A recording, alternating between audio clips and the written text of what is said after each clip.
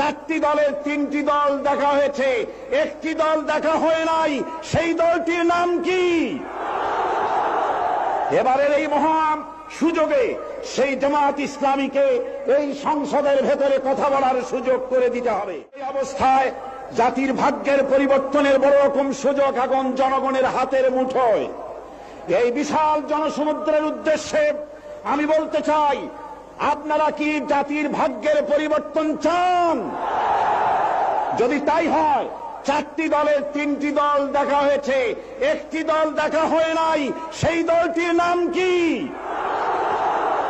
এবারের এই মহান সুযোগে সেই জামাত ইসলামীকে এই সংসদের ভেতরে কথা বলার সুযোগ করে দিতে হবে। ৭২-এর শাসনতন্ত্র পুনরুদ্ধারের মাধ্যমে জাতির কল্যাণ হবে না। ৭৬-এর শাসনতন্ত্র দিয়ে জাতির কল্যাণ হবে না।